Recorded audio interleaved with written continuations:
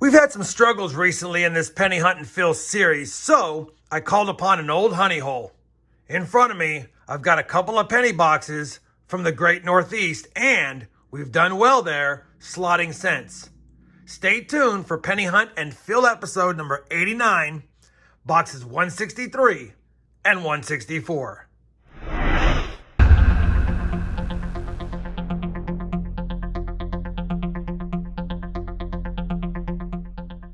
Hey everyone, it's RobFindsTreasure. Welcome back to my channel. Like I said in the intro, we have a 2-box penny hunt, and these boxes are from the Northeast. Now, they're specifically from Massachusetts, and as you guys know, we see a lot more Philadelphia minted pennies in the Northeast boxes. We typically see more copper, and more copper means possibly more wheat cents. So I want to thank Milo for sending me these 2 boxes to hunt, and hopefully we'll find something for the book. Now, for those of you new to the channel or new to the series, we're trying to complete a Dansco Lincoln Penny album from just coin roll hunting. And so far, through 162 boxes, we have slotted 200 of the 234 cents in this book. Now, for today's hunt, I'm going to slide the book to the side, and we're going to get right into it. Now, I know Milo sent these as sealed boxes. This one is still sealed, but this one looks like it got banged around in transit, and maybe it popped open. But either way, hopefully we have circulated boxes, hopefully we see a lot of copper, and hopefully you have a lot of wheat cents and maybe something for the book. Now I'm going to take you guys aside for a second and go ahead and cut this first box open, and then we'll do a live opening as far as the reveal of the enders next. Let me get this set up and I'll be right back. All right, I have cut the tape. Now we just got to pop the top of the box and see what we got in it. Definitely have circulated cents, I can already see that. And looks like we have some copper. Doesn't look as promising as normal, but you know what? You never know what's inside the rolls till you get into them. I'm going to fix these and get this all righted, and then we're going to begin the hunt. And as you guys know, I'll bring in on every find, and at the end of the hunt, hopefully, we have some additions or upgrades. I'll see you with my first find, maybe in just a few moments. Well, that was quick. Roll number 1's going to give us our first find near the back of the roll, and it's going to be a 1957 Philadelphia minted wheat cent. Wheat cent number 1 on the board early. Roll number 2 is going to have a Canadian cent, and being from Massachusetts, I'm going to imagine we're going to see a lot of these, so I won't film them all unless it's a young head portrait or a King George VI or 5th.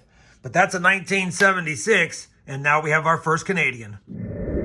Roll number 3, wheat cent number 2 is going to be a chewed up 1946 Philly.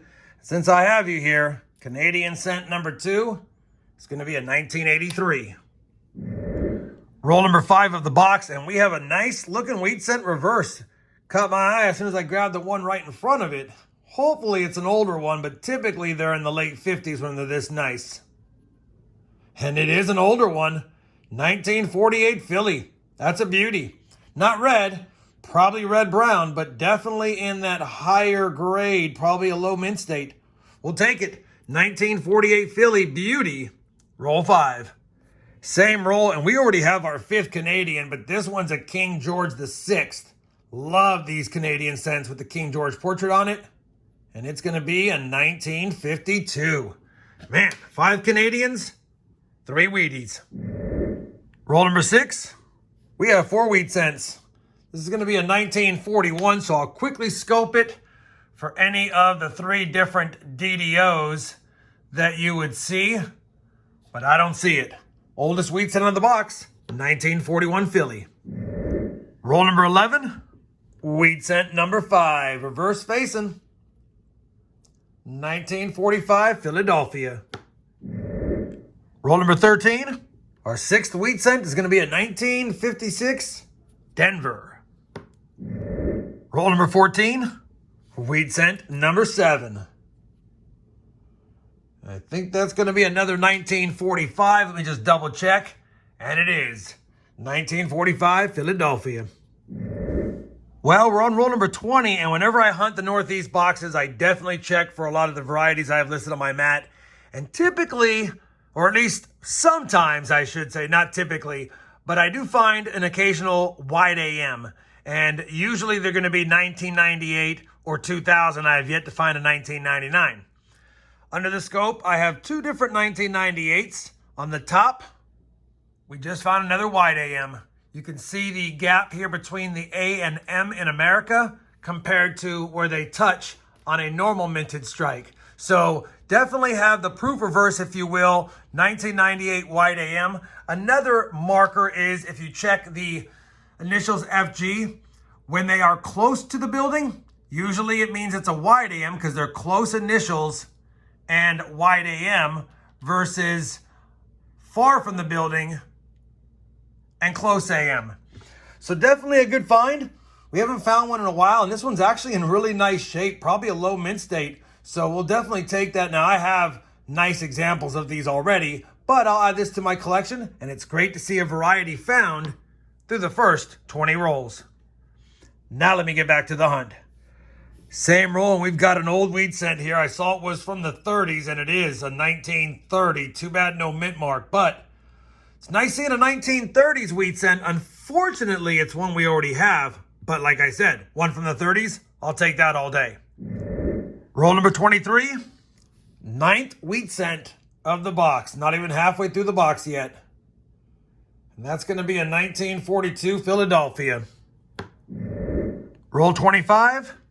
Wheat cent number 10 is going to be a 1955 Denver. We'll take it. Roll number 26. Wheat cent number 11. Another 1945 Philadelphia. Roll number 27, and we have a dozen wheat cents. Already saw it. Just another 1956 Denver, but I'll take it. Roll number 29 is going to give us a couple of finds. We do have wheat cent number 13, and that's going to be a 58 Denver. Last year they made the wheat reverse. And Canadian cent number 12 is going to be a 1976. Roll number 31, almost an ender. 1951 Philadelphia for wheat cent number 14. Roll number 37, and I'm not always right by the reverse, but that reverse looks like it could be an old one. Typically when I say that, they end up being 40s, but let's just take a look. And it is 1941. Well, we'll go ahead and check it for that, or one of the DDOs again. Looks a little bit odd there. Could just be damaged. The R is a little bit cut. We'll have to take a look here and see.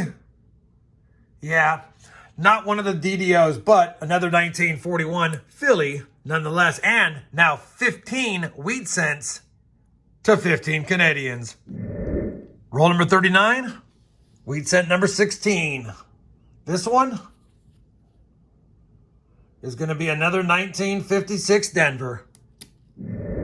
We're on roll number 41, and I just splashed it out, and I saw what looks like a wheat cent or an older wheat cent in the back, so I figured I'd grab it before we got to it.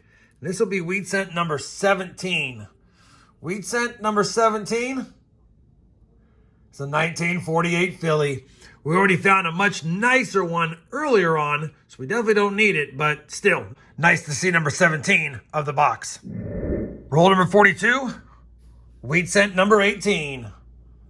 Wheat cent 18 is a 1949 Philadelphia. Roll number 43, wheat cent 19 is going to be a 1942 with a Denver mint mark. Roll number 44 is going to give us our 20th wheat cent of the box. So definitely been a really good box. Unfortunately, nothing for the album that I can see yet. And this is just another 1945 Philadelphia. Roll 48. Wheat cent number 21. And that's going to be a 1942 S, I believe. Yes, it is. 1942 San Francisco, and I think we have the PD and S set from 1942 now. Roll 49 and the wheat cent harvest continues because now we have 22 wheat cents. And this one's going to be another 1945 Philadelphia. We have finished that first Massachusetts State penny box, and it did what the Northeast boxes always do.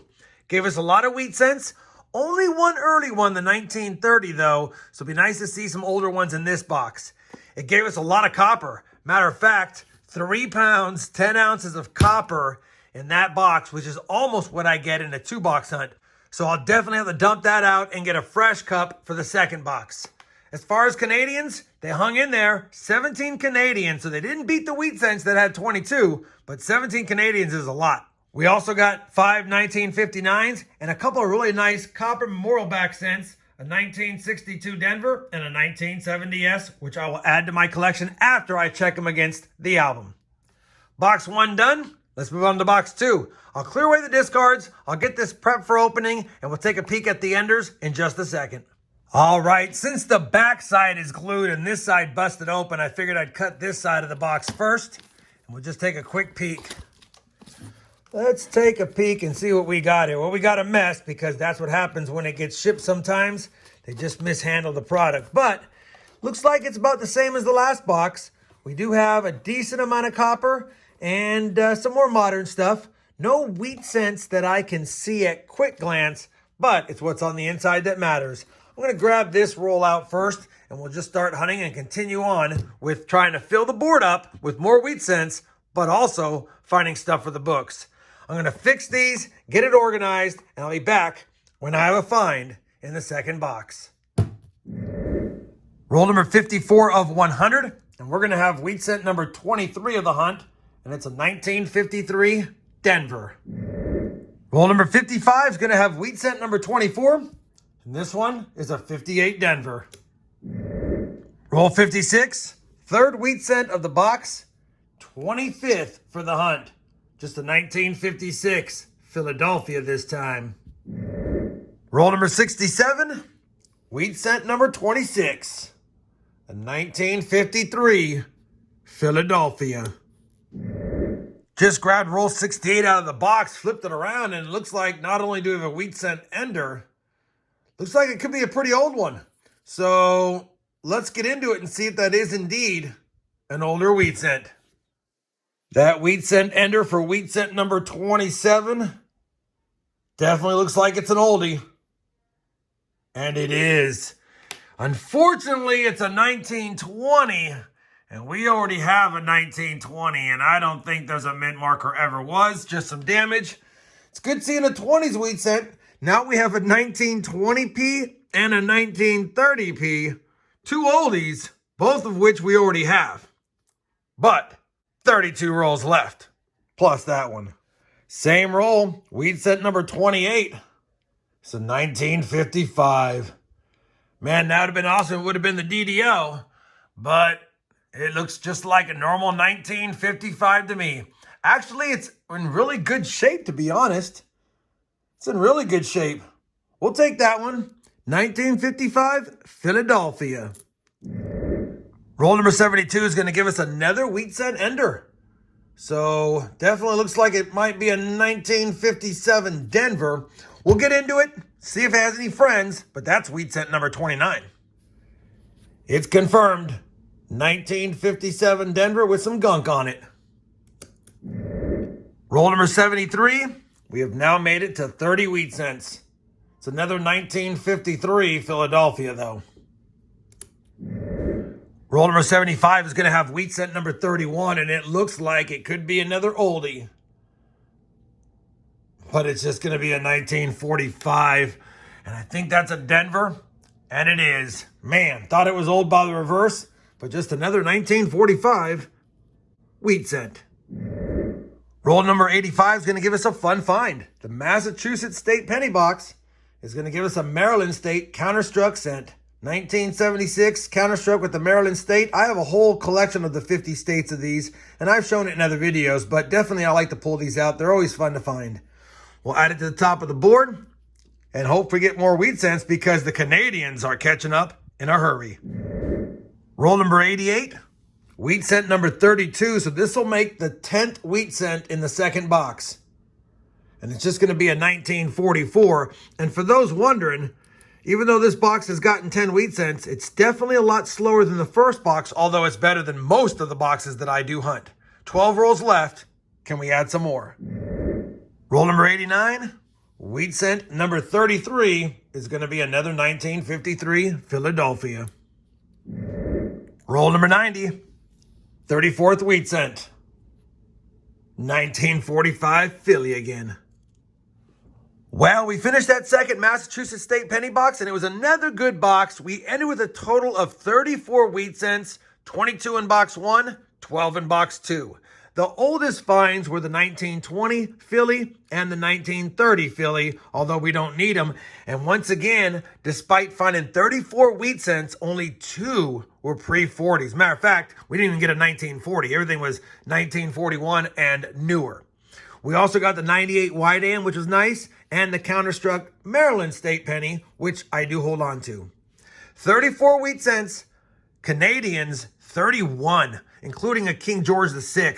Crazy. Wish I would have started a Canadian hunt and fill book with this box, but we'll get one of those down the road.